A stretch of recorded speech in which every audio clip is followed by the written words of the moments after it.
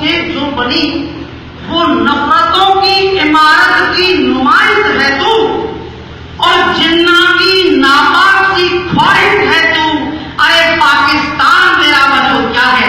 अब मैं इतिहास पर धर्म भा रहा हूं, अब आपका पूरा आशीर्वाद चाहिए और समर्थन चाहिए कि अरे पाकिस्तान तेरा वजूद क्या है? हमारे कुछ पुरखों की भूल की पैदाइश है।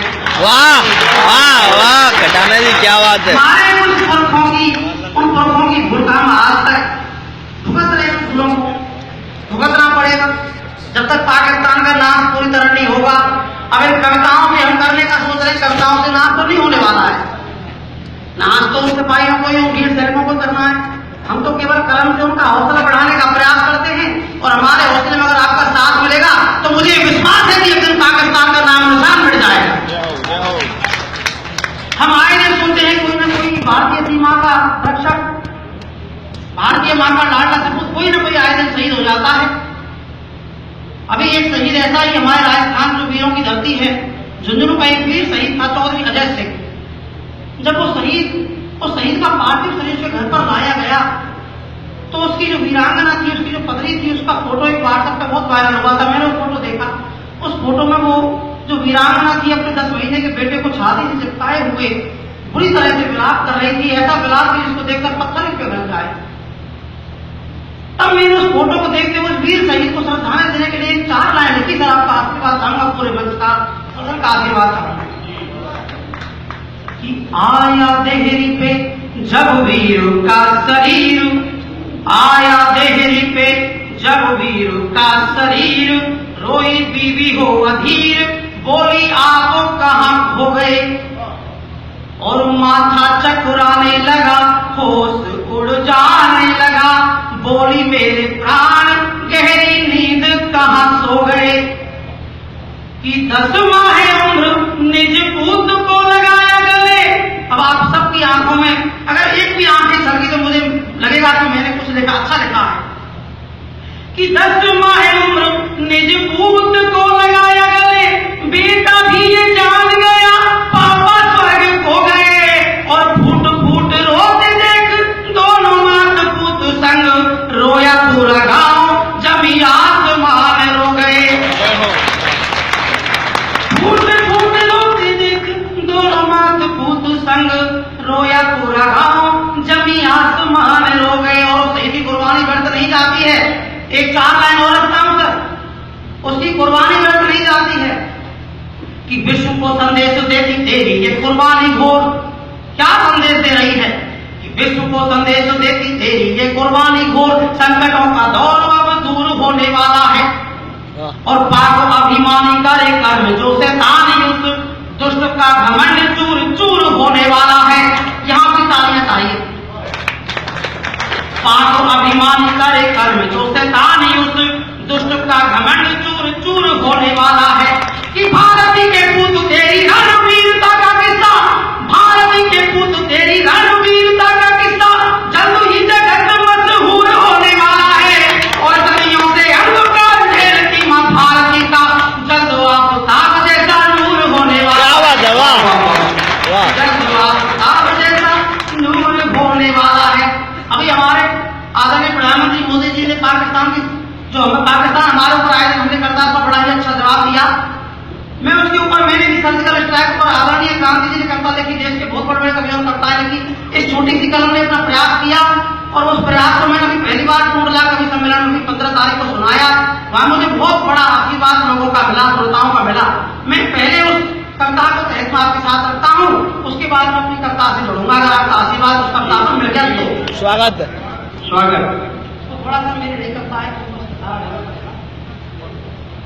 कि एक सर्जिकल स्ट्राइक देश के अंदर करवा दो। मैं मोदी जी से निवेदन कर रहा हूँ, मेरी ये मांग है। आप बहुत बढ़िया पढ़ रहे हैं, आप पढ़िए। और इस मांग में नकल अध्यादेश छोड़िए, आप पढ़िए। और इस मांग पर मुझे आपका समर्थन चाहिए। मैं मांग कर रहा हूँ कि एक सर्जिकल स्ट्राइक देश के अंदर करवा दो, एक सर्जिकल स्ट्राइक देश के अंदर करवा दो, और मांग रहे हैं जो सबूत उन गद्दारों को मरवा दो। क्या बात है। मांग रहे हैं जो सबूत उन गद्दारों को मरवा दो। इन जहर उगलती जीवों का अब कटना हो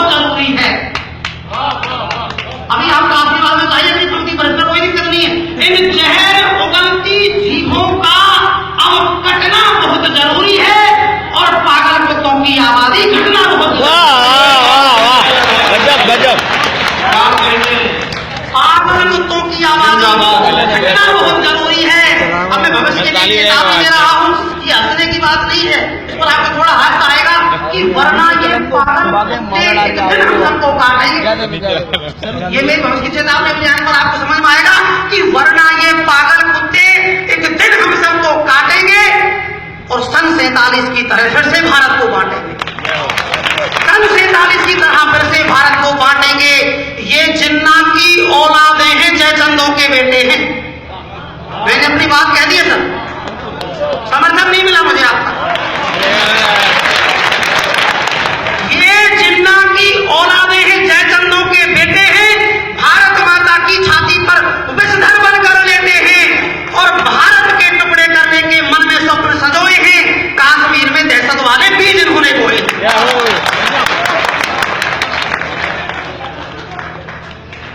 कश्मीर में दहशत वाले बीज इन्होंने बोए हैं। अब मैं एक बहुत बड़ा सवाल उठा रहा हूं। मुझे विडंबना है कि देश का जो व्यक्ति, जिसकी पार्टी के विधायक अश्लील हरकतें करते हुए जिनका वीडियो पूरे देश में वायरल हो जाए और वो सेना की कार्रवाई पर सवाल उठा रहे हैं, जिनके विधायक का वीडियो, अश्लील वीडियो पूरे नेट पर हर बच्चे ने देखा है, वो आज वो अरविंद के, मैं तो क्लियर नाम लेता हूं कैमरे के सामने, मुझे कोई किसी का डर नहीं है। मैं ये कहता हूं कि वो आज देश की सेना की कार्रवाई पर सवाल उठाते हैं तो तनिक शर्म नहीं आती। तब मैं कहता हूं कि वे सबूत अब मांग रहे हैं हिंदुस्तानी सेना से। अब मैंने अपनी बात कहने का प्रयास किया, अगली लाइन में आपको पता चलेगा कि वे सबूत अब मांग रहे हैं हिंदुस्तानी सेना से। अफजल की फांसी पर आंसू बरसे जिनके नैना से, अफजल की फांसी पर आंसू बरसे जिनके नैना से, और शिशुपालों की सौगाली की सीमा पार हो चुकी है। अब मैं मोदी जी से निवेदन कर रहा हूं, इन शिशुपालों की सौगाली की सीमा पार हो चुकी है। भारत माता गद्दारों का बोझा बहुत हो चुकी है।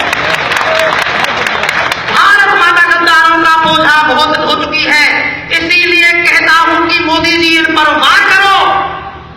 अगली पंक्ति पर आपका पूरा समर्थन चाहता हूं कि इसीलिए कहता हूं कि मोदी जी इन पर वार करो। हाथों में तलवार थाम लो, दुष्टों का संहार करो। हाथों में तलवार थाम लो, दुष्टों का संहार करो। अब अंतिम फरमान निकालो दिल्ली के दरबारों से, अब अंतिम फरमान निकालो दिल्ली के दरबारों से। वंदे मातरम गाना होगा, कह दो सब गद्दारों से। वंदे मातरम गाना होगा, कह दो सब गद्दारों से। और भारत माता की जय कहना जिनको है मंजूर नहीं, भारत माता की जय कहना जिनको है मंजूर नहीं, वे कुत्ते मेरे भारत में रहने को मजबूर नहीं।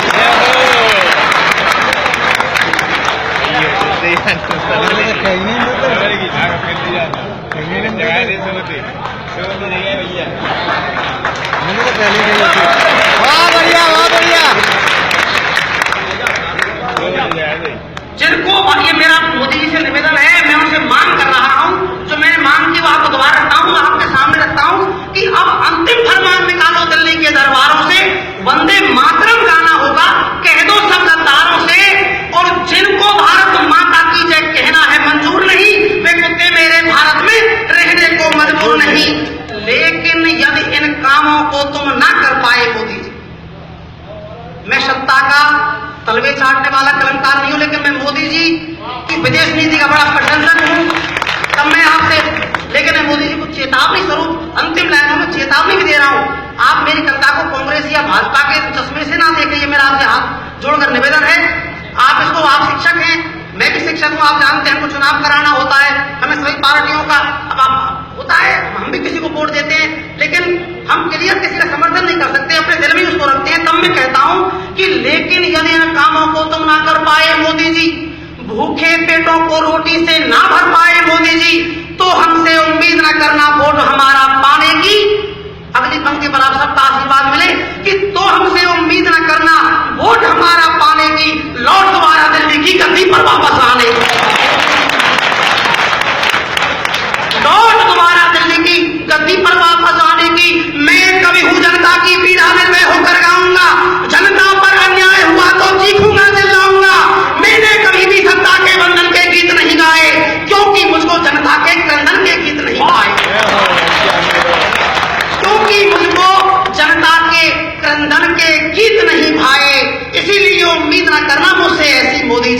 चाटुकार कवियों की तरह उम्मीद न करना।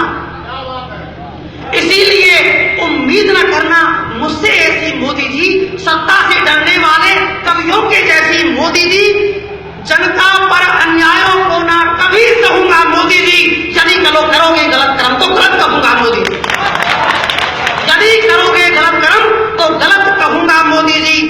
ये वो जनता है, आप सबका मैं समर्थन चाहता हूं, आपकी पंक्तियां कह रहा हूं कि ये वो जनता है जिसके कारण तुम गति पाए हो।